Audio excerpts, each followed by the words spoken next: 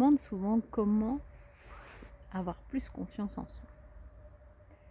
On devrait peut-être poser la question à l'envers. Comment être une personne de confiance pour soi? Puisqu'on commence toujours par travailler sur soi. Comment on peut ne jamais se laisser tomber? Comment on peut se prioriser? Comment on peut arrêter de se critiquer, arrêter de se dénigrer, arrêter de se laisser tomber, arrêter de se trahir? Alors si on commence déjà par être une personne de confiance pour soi-même, à ce moment-là, on peut avoir confiance en soi. Et pour se faire confiance, il faut effectivement connaître sa valeur, connaître ses capacités, ses points forts et ses points faibles.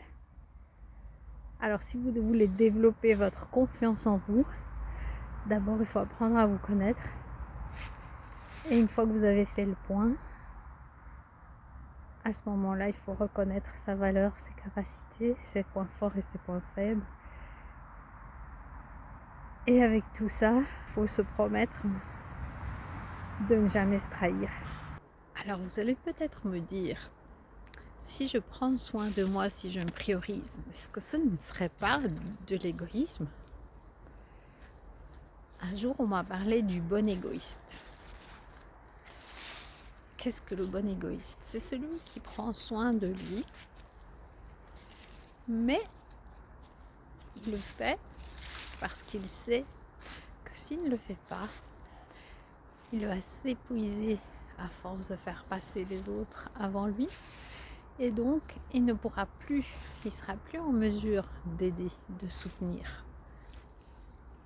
Et donc, le bon égoïste se priorise et ne laisse pas cette charge sur le dos de quelqu'un d'autre, parce qu'il sait que c'est sa responsabilité avant tout. En plus, celui qui se met toujours dans la posture de soutien pour les autres, celui qui est fort et qui est toujours là pour aider et qui ne cède pas lui-même, un jour, il n'y arrivera plus. Et vous savez ce qui se passe? Ce jour-là, il se révolte. Et souvent, il ne comprend pas. Il ne comprend pas pourquoi, en fait, personne n'est jamais là pour lui. Mais en fait, il a pris cette posture. Les autres ont pris la posture qui va avec. C'est-à-dire de profiter sans mal, hein, de profiter de l'aide qui est offerte, en fait. Alors, tout est une question de choix. Se prioriser n'est pas être égoïste. Se prioriser ne veut pas dire ne plus jamais penser aux autres. Au contraire, c'est se ménager du temps, de l'énergie pour soi, pour se recharger les batteries et pour pouvoir,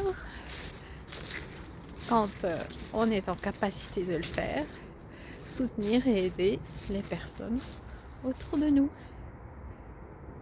en suivant son cœur.